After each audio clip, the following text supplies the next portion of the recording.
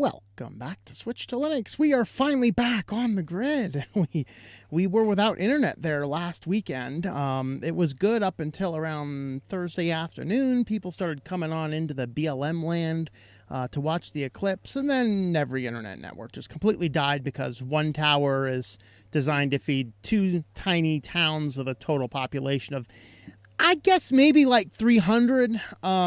And so when, thousands and thousands of people showed up, the whole county I was in, whole county has a population of 2,486, plus or minus the number of cows born that week, I guess. And so it went, they were expecting 100,000 people to show up. So that's why we did the news and everything as premiered last week, in case you missed it, because I put myself in the path of totality, and I was going to watch that eclipse, and it was awesome. It was really cool. We had really great weather. The cool thing is the temperature dropped like 10 to 15 degrees during the period of the eclipse. Got so cold you could see your breath again, despite being like in the desert, and it was pretty warm in the morning. So it was kind of cool, but from there, I just kind of took out, and I was a little curious if I'd find internet, and then I get up on top of this hill. I wish you guys could see the scenery behind me. I kept the door open because right behind me is actually, right over here is a volcano, and right over here is a lake. It's just beautiful. But I'm up here perched on top of this hill, surrounded by snow-capped mountains, with 26 down and 18 up. Welcome to California. Yeah. So we'll be doing, staying here tomorrow through the news, and then I'm going to be an idiot, and I'm going to drive through a populated area tomorrow, or not tomorrow, on Saturday morning. So hopefully that's not a bad decision, but that puts me over in the valley near Fresno area. Pray for me, folks. The gas station right down the way over here is $7.70 for gas. Now, it is slightly cheaper once you get over the mountain ridge, because, that is the only gas station within 100 miles. In fact, coming here, I saw a sign, next gas station, 97 miles. I'd already been on the road for 35 minutes in 70 mile an hour. So, the West is wild and wild. And that's pretty fun.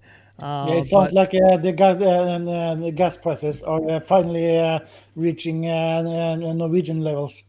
Yeah, well, they're getting that way, or they have exceeded the levels of post-apocalyptic New York and I Am Legend. So that's fun. It's different all over the country, Salbu. It's like 3:45 where I'm at. Yeah, I'd say that's more average for the country. You get down south, it's a little bit cheaper. It was the cheapest I found anywhere. This weird store I was in Colorado, and in the city stretch through Denver area and stuff. All the gas stations there were like $4.20. I found this one gas station selling gas for $2.99. I'm like, we're topping off there. So, and so that was good. And then it was cheap many places in Utah, and then Nevada got expensive. So, right now, kind of hurting a little bit, but unfortunately I don't need to drive a lot in California. I'll probably have to do maybe 4 tank refills is my guess here. So, hopefully that doesn't completely break the bank. Yeah, and if you really want something cheaper, I just came across a video that someone posted somewhere about someone had an old Toyota pickup, and they converted it to run on the firewood. Yeah, and it actually works. Yeah, that'll be a little bit more difficult. Despite we are in a quote unquote national forest, it's kind of like my favorite national forest is in Wyoming, Medicine Bow. You cross a sign, national forest, you look both sides of you. There's not a tree in sight. Yeah, and he listed fuel consumption as 1 pound of wood per 16 miles. So 1 pound of wood for 16 miles. Yeah, I mean, that'd still get really pricey, though. I mean, firewood's not super cheap, and here in America, you cannot carry firewood across county lines typically. That's like one chunk of log. What's that? That's like one chunk of a log. Yeah. Yeah. Yeah, there you go. There's maybe options. The best option is the salvation. I'll be going down to Arizona when I leave, at least allegedly. It's supposed to be a strong El Nino year, and that means more moist down there. And the last thing I want to be doing is camping on BLM land in the rain in Arizona. That's calling for Burning Man. So it depends. If it looks crazy in El Nino and warm and wet, we're going back more the northern routes and avoiding the deserts, which would be sad because I actually do want to go hang out on the beach in Texas again. So I don't know what we're doing yet. So there's that.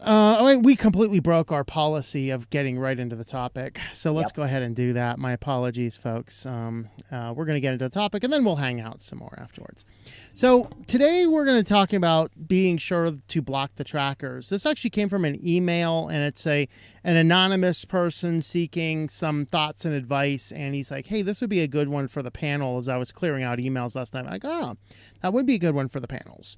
So I decided we'd go ahead and talk about this. I intentionally did not write down the whole email so we don't accidentally diverge some information. Brief summary: the person is obviously concerned about trackers and such, is not interested in using Google services, but if you dig into like Rumble and Odyssey, they both use Google.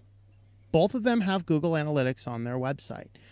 So allegedly on the phone, they probably also have Google Analytics on their apps, most likely. Of course, the apps is a little bit harder to deal with at times than the computer. I mean, we can install Privacy Badger on your browser, and that gets rid of all of the trackers on your site. But then, how do you handle everything else? And then now, of course, we have to deal with many people are now reporting that the ad blocker blocking is starting to roll out. So, of course, right now, the fix for that seems to be clearing your cache and installing uBlock Origin, which seems to stay ahead of YouTube.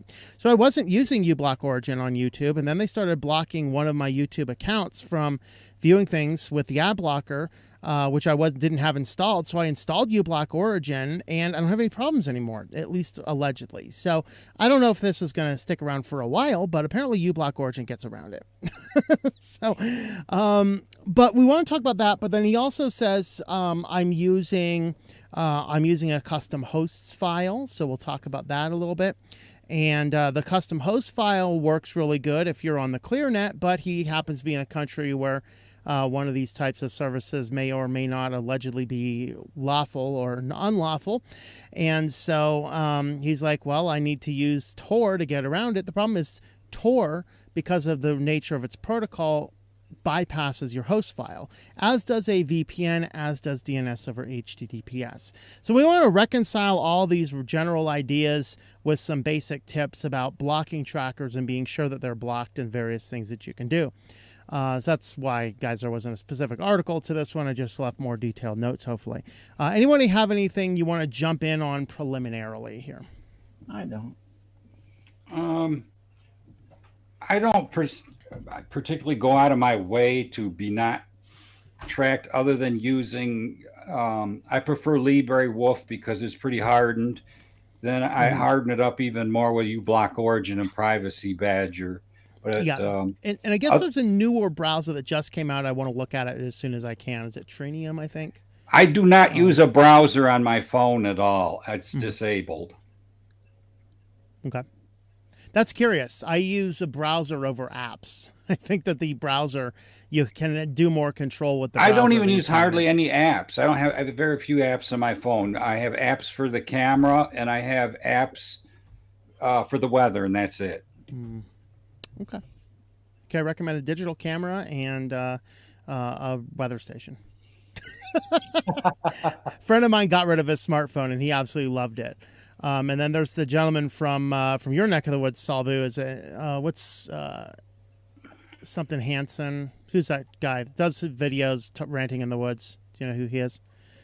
No, he's a novelist. Bjorn. Bjorn Hansen, I believe. Bull Hansen. Bull Hansen. Yeah. So he actually did a. Yeah, go ahead. I was going to say I'm subscribed to him. I watch his stuff on occasion. Okay. Yeah. So he's full of bull. Yeah, apparently. Well, he's been 3 years without a smartphone. So he did a 3 year without a smartphone, and one of his biggest reason is the trackers, because trackers inside the phones are harder to deal with. And I dove into this a little bit. The next article I'm working on for the stream actually deals with how to block some of the tracking and things. And so I've been thinking about this a little bit more lately, hence why this is kind of a point we want to talk about. So Odyssey and Rumble both use Google Analytics. Of course, you can block these if you want to go completely Google free. And there's a number of ways that you can block things, but different ones have different pros and cons. So the first thing we can do is we can use a hosts file. I like this method for a computer, and if you use Lineage, you can do this on your phone too, by the way. And with the host file, the big advantage is the host file fizzles everything on the operating system level. And so if there is some program with some form of analytics built into it, that program will also have the analytics blocked. It's not just a add-on on your browser that's going to block the websites you go to and leave everything else open. The host file on your computer blocks any application's access to anything that is in that particular file. So that is a good way you can block your Facebook trackers, your TikTok trackers, your Google Analytics codes, or any of the other bad guys that are out there.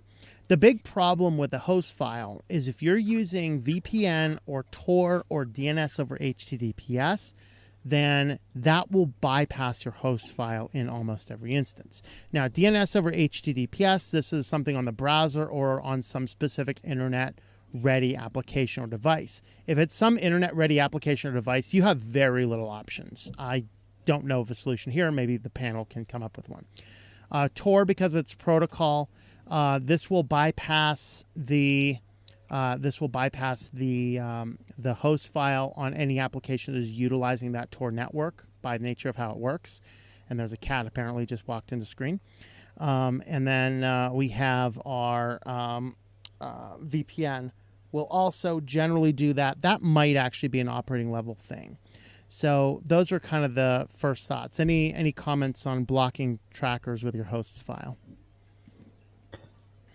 I think it's a good idea, but yeah, like based on what you were saying about them, you have to be aware of any not interference but interactions with different applications and such.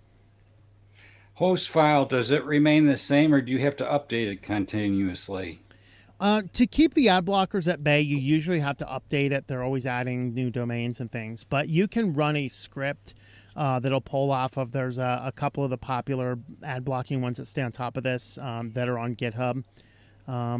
So you can actually run a script to automatically update it if you want to on a weekly or monthly basis.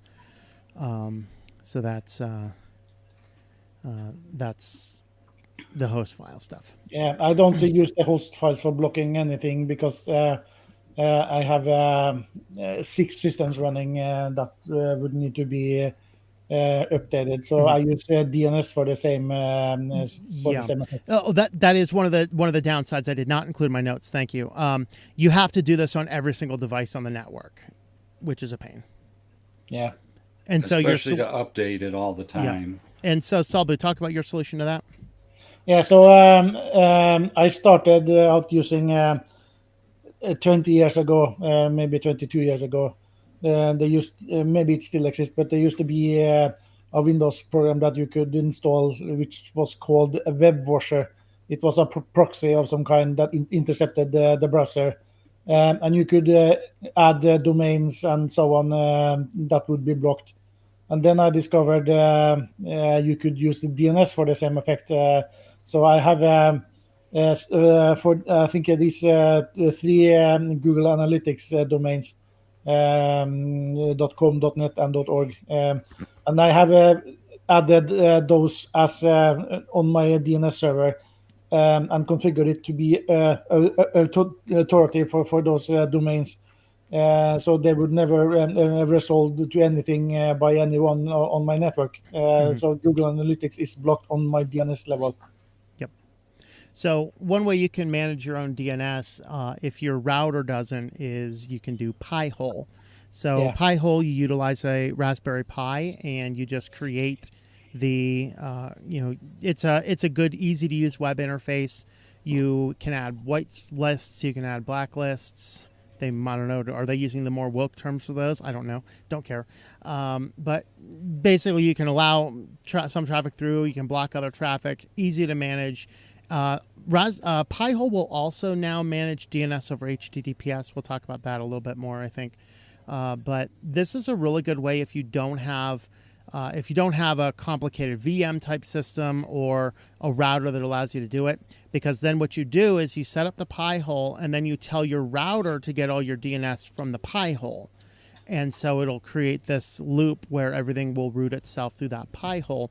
This is good because this is going to block all data on all of the devices. Although it is still possible to be thwarted by VPNs, Tor, and DNS over HTTPS, I believe, if I'm not mistaken, if it's back far enough, I believe it can. Do you know for sure, Salbu, if Tor is going to let things through? I don't use Tor, so I have no idea. Okay.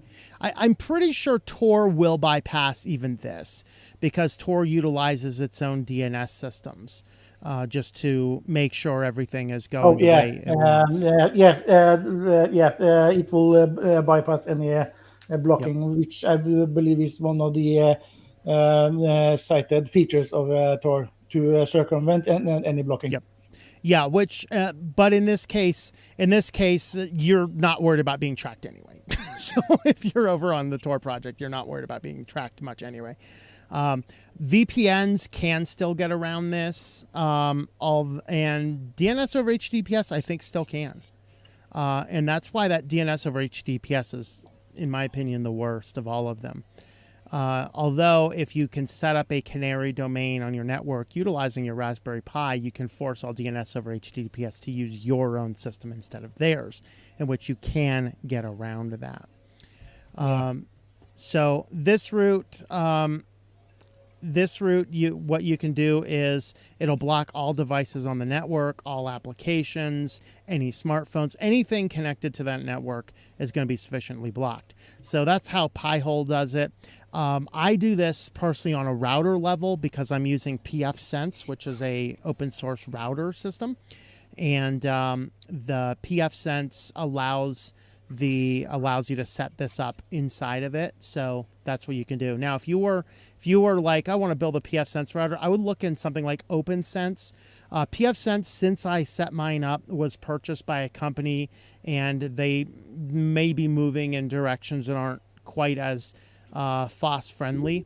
Not that they're horrible at this time, but it's just something to keep an eye on. So some people forked it into OpenSense, and that might be a better option. And there's a few other options out there as well for custom routers that will allow you to run these similar block lists.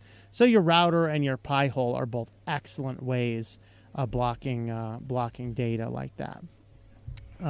Anything else on Pi-holes or routers on that level?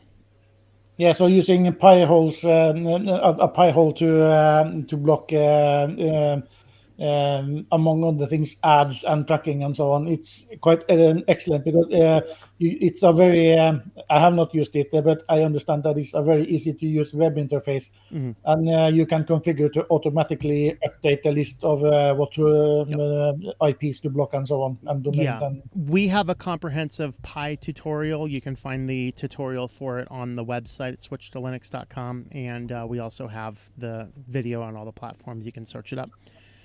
So that'll cover how to do that. I do need to update it since I did that tutorial. You can now add your own DOH, which I have not done that yet. So I'm going to review that video, and if it's all still the same, I'm just going to do a separate standalone on DNS over HTTPS. If it's different or changed enough, I'll probably do a new video. For those who, like me, run servers all the time, or have a dedicated server for running tasks, you don't need a small dedicated Raspberry Pi or another small SPC in order to Mhm. run this thing. You can fire up a new virtual machine which is Yep. dedicated to this. You could even do that on a main PC. So if you're really worried about only a couple devices, you can actually set up a Pi-hole or similar. I think there's another one. Was it No Track? I think is another one. You can actually set those up on a VM on your machine as well. It is a little bit more complicated to set it up on a desktop VM than a server VM, but it is doable in the event you want to do that. Because you can just tell your local computer there to route all the traffic through that. So that's an option there. All right. The last one on my list was add-ons. Add-ons are going to work. These ones should actually help against being tracked on VPNs, Tor, or DNS over HTTPS. This might be the only way I know of to get around those ones, which is why even if you install like Tails or Unix or something, the default browser still has uBlock Origin installed because it recognizes that this is still a good means of blocking things even over the Tor network. DNS over HTTPS because the browser is going to go out and the add-on will stand in the way of the user once the internet connection comes in. This is why it's successful at VPNs, Tor, and DNS over HTTPS blocking. The problem with it is it only does blocking on the web browser itself. So if there's an application that's using a network connection, that does not, the add-ons on your browser has no implication on any tracking being done by the application itself. And that's why it's good to use the add-ons only in conjunction with usually a DNS level blocking system as well. Or if you just have a single device, a host file as well. So those the add-ons is the last 10 years is the main way that I've been blocking trackers and ads and so on. So I have maybe 5 add-ons only for blocking things, and then another dozen of add-ons for changing specific features of a website, like blocking blocking every video site from auto-playing any video and from stopping YouTube from going to the next video, even if it is paused and so on. But using add-ons for blocking things is, and I use. Speaking on ad blockers, if you're watching on YouTube, you're going to get an ad in 45 seconds. So be aware of that. Oh boy! Yeah. And also, the one that I'm using interacting with the most is NoScript.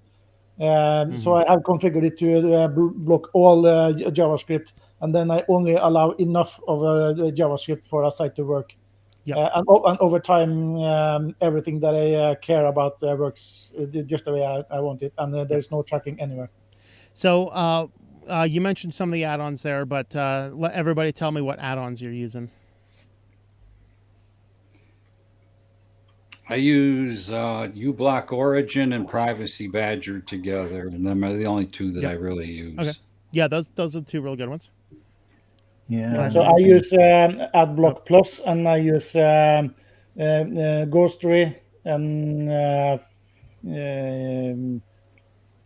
I also use Stylus, which is you change the actual look of a web page. So if a web page have a click here in order to subscribe and get access to all the blah blah blah, I would go out of my way to identify what CSS code triggers that, and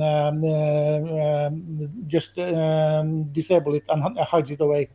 So for me, using Tor or using a VPN is almost, it's very painful because of my very slow internet connection. Them things kind of really just crawl. I mean, I can click on a web page and go bake a cake by the time I get it. A VPN generally shouldn't slow you down that much. Tor could. It depends on the various nodes that you have. Did we get all of the... Ivan, did you have any more? Let's see. Well, I use Ghostery, uBlock Origin. And we got Disconnect for Facebook, although I never go to Facebook.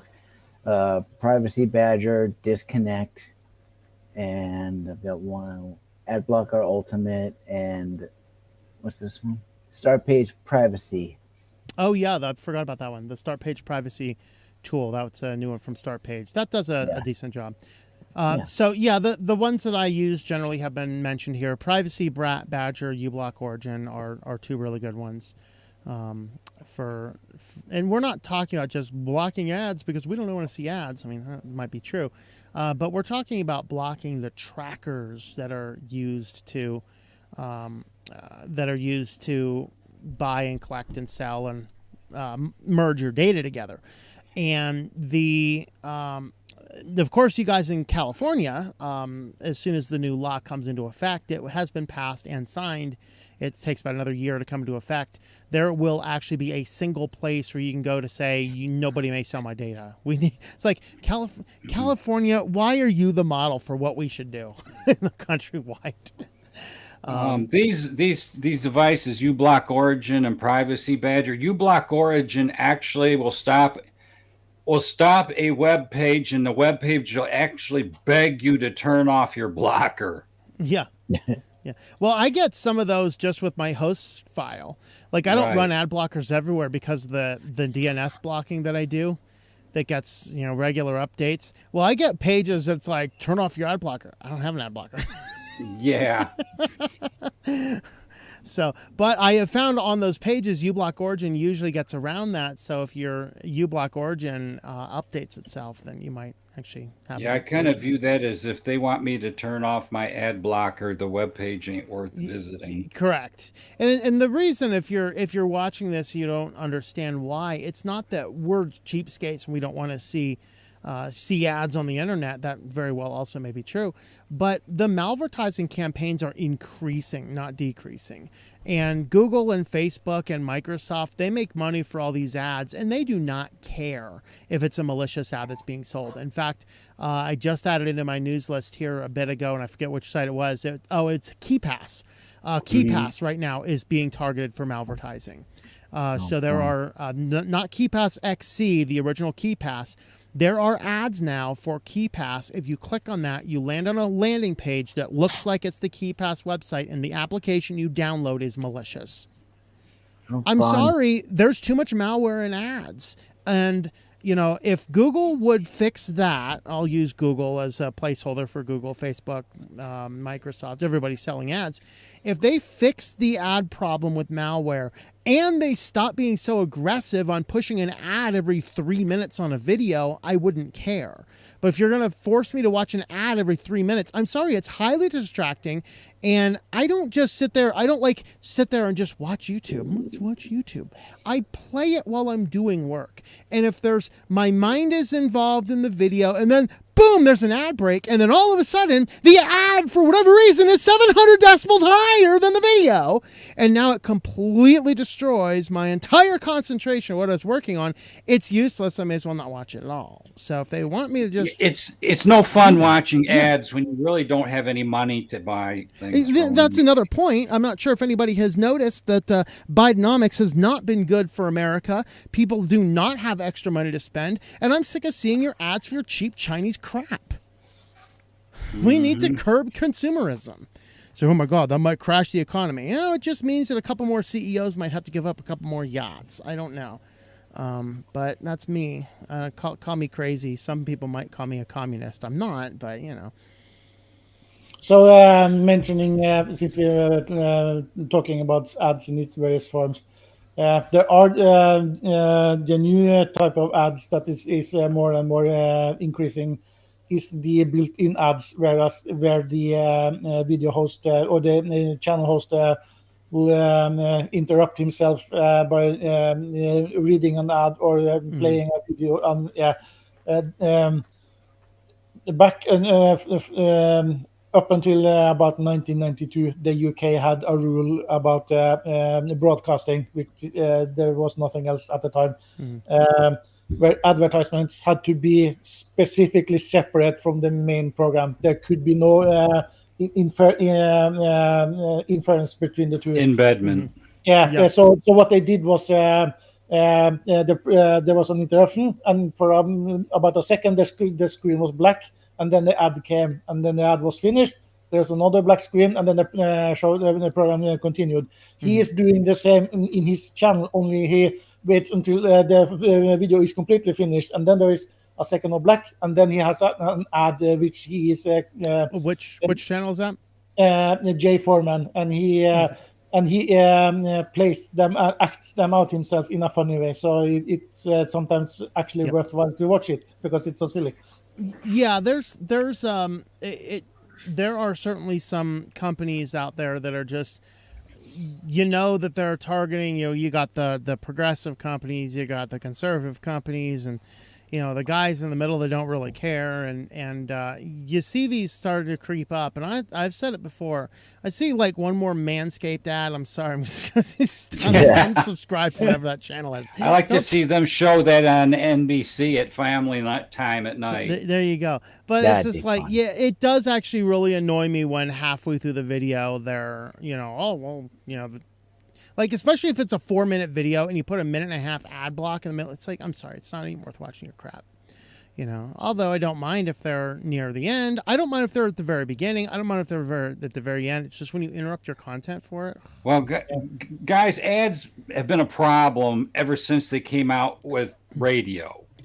Mm-hmm. Then they got into TV. You used to get a good 52 minutes out of an hour for a show. Now it's less than 45 for an hour show, and the rest are all ads. Yep. Same for a half-hour show. A half-hour show, you got a full 25-minute show back then. Now you're down to maybe 20 minutes of the show, and the rest are all ads. Yeah, usually about 22 to 24 minutes was how long a half-hour show would be with the ad breaks. Like Lost in Space and some of them regular shows that ran an hour ran like 52, 53 minutes for the hour show. Yeah. Depends on the size. You can look at it by looking at what era the if you get DVD copies and you look at the individual episodes, you can see the decrease in time because of ads usually. Although if you buy the DVDs, you might actually have some extra deleted scenes. And then they give you the ads, and all of a sudden what they want to do is they want to cheapen things up even more. Instead of getting 40 episodes or 35 episodes of a season in a year of this, the series you're watching, now they chop it down to 10 or 8. Yeah. They call a quarter of a year a season. Yeah, there you go. All right. I think anything else we have specifically on that, or should we get to our comments and such? Well, I think we beat this horse up pretty good. Let's head on over, have a look at our comments. It's not a lot right now. 22 watching over on Zatubies. Commodore Fan, greetings. Dan's here. Ivan's here. Commodore Fan, I'm on AliExpress looking for PC case fans. I broke the 20mm case fan cleaning up my PC today, so it gives me an excuse for getting a better one. And a fan hub with a fan controller. There you go. Best Buy also has fans and stuff.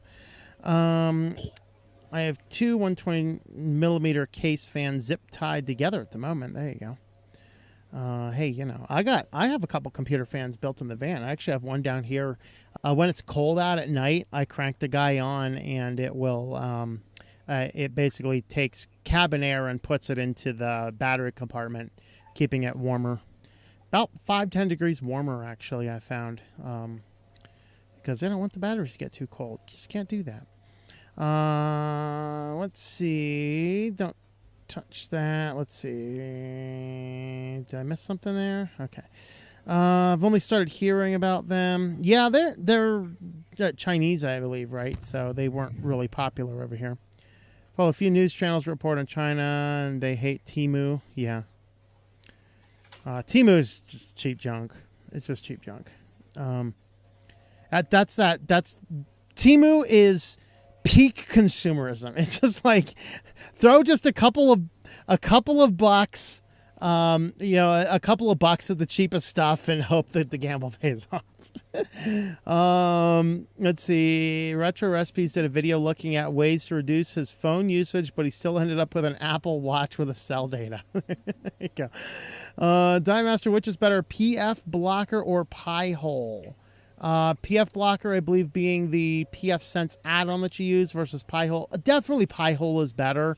I just run PF Blocker on the on PF Sense because it's convenient to have one device rather than two. The Pi-hole, you have to update that regularly too, don't you? You do, which PF Sense you do as well, although I'm not updating the later versions unless I absolutely have to right now because things work. Although I do need to update two of my Arch systems. It's been about 2 months now, and I'm a little scared. Let's see. Melted 88, what happened to you and YouTube? Sorry, I forgot you existed. I guess I was shadow banned. Oh, I'm shadow banned. I am shadow banned like there is no tomorrow.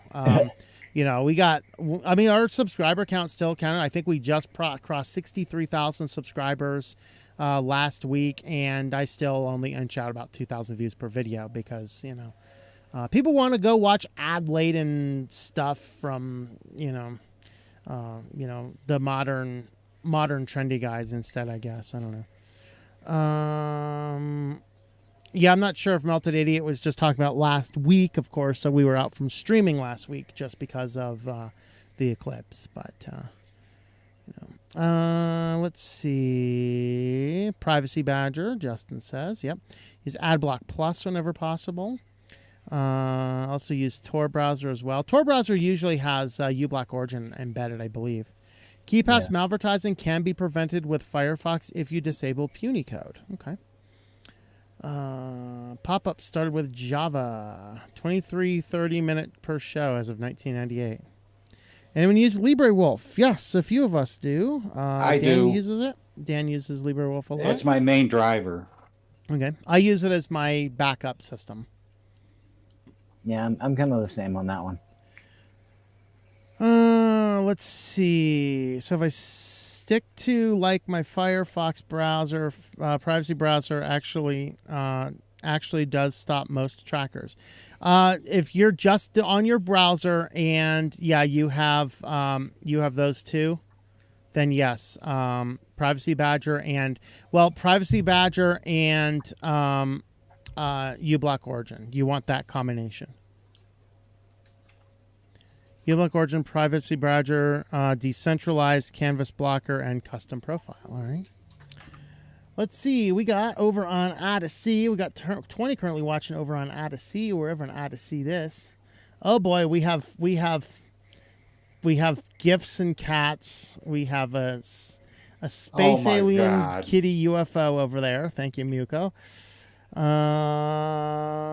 Greetings, and now Muko's giving us this zombie cats through mountains, I guess. Thought that was a urinal over your shoulder. You know, it does look like that. I didn't want to say anything about it. I was going to say it looks like a toilet seat. My tinfoil hat. Hey, I'll start evangelist. My toilet seat's right here.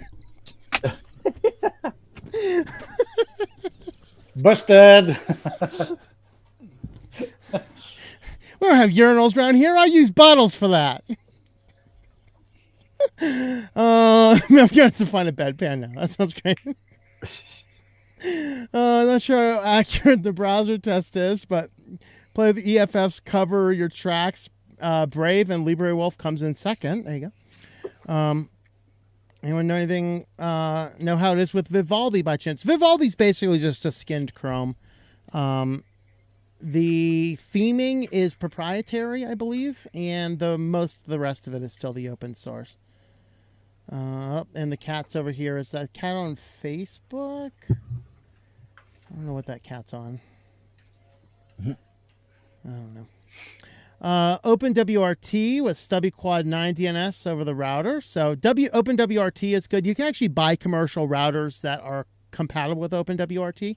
So if you are looking to go with a basic commercial router option with a new operating system, that's something you can look into. Okay. Stopped watching TV decades ago because of ads. Installed an ad blocker for the web when they first came out. Yeah. I hear you. I don't have regular TV either. I canned it a long time ago because I couldn't stand the reality shows and then the commercials they put in the reality shows. That made it to me worthless to watch TV again. I remember the first reality show that I watched. It was it was on Norwegian version of the Big Brother, and the first season of that was actually really good. Because first it was new and exciting, and the person who won the show was one of the two who was normal and was not outlandish, and he was an actually decent guy, and he treated everyone with the respect that they deserved, especially women. And he was the one that everyone voted for to win. So. Yeah, the ones over here got to the point where they were cherry picking who to put in them and what to say and everything else. And then months later, you find it on YouTube or on one of the other channels exactly how they did it. Yeah. We only have 9 on Rumble right now. That's odd. We usually have a lot more than that. But anyway, Justin Joshin, 78, moving away from Android phones for that reason. Next phone will be Ubuntu Touch. I don't use a massive amount of specialized apps, so hopefully the difference with wage already make it. I think when I make it back to Pennsylvania next year, I might actually buy a Pine phone just to play around with it and see how it works. You can set up a Pi hole. Hello, Strawberry Cupcake. Greetings, Jewel. Hello, Jewel. MSFT sucks. I wonder who they're talking about. Where did the payphones go? I replaced a trackable phone you willingly carry with you so you can be tracked and advertised to. Absolutely, yeah. Strawberry's never had a television in their life.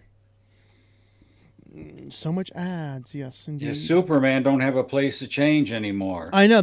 I'll tell you, the safest country in America is Morris, Pennsylvania. Little town in the middle of nowhere. I mean, on top of it being a town full of hicks in the middle of a country backwoods town, it has 3 phone booths there. So Superman has got to be living there. Yeah. So, Morris, PA, look it up. If you can find Clark it. Kent County. That's right. We have Hayek over there on D Live. Still don't know how many people are watching over there, but that's new.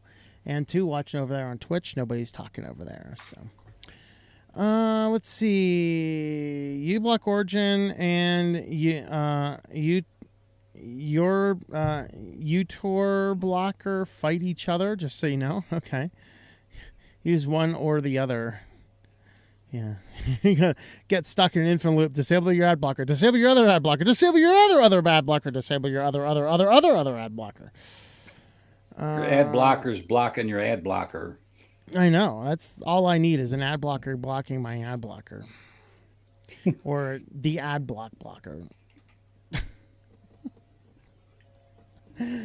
Well, we've divulged into nonsense here. So, all right.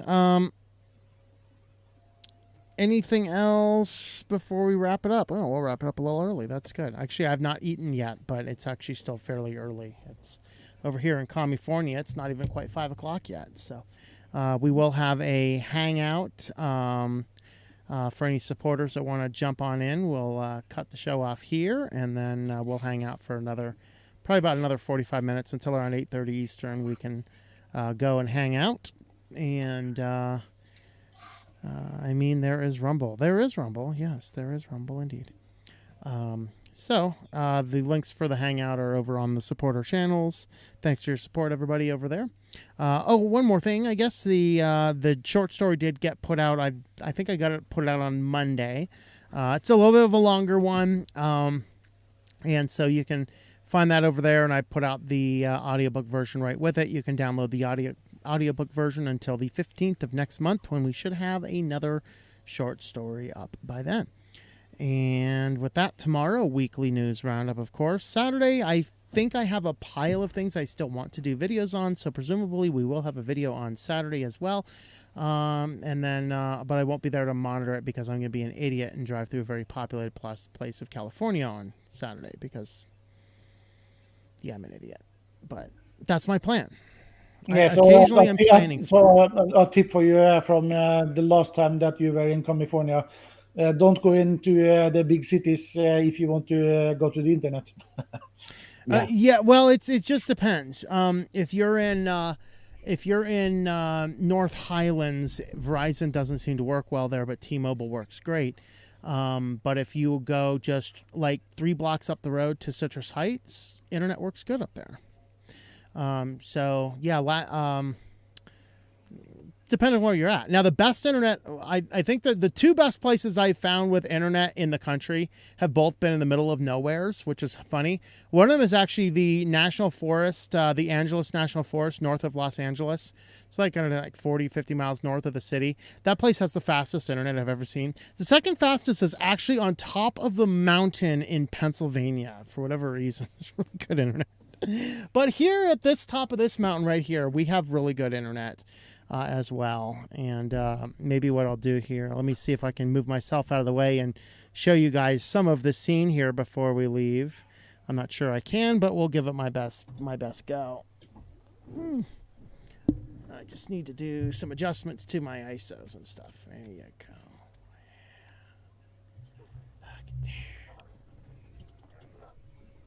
Can't really see the lake. I'd have to move the camera around for that, and I don't have the distance. You can see now the Shadow Warrior. And back in those days, there was a time.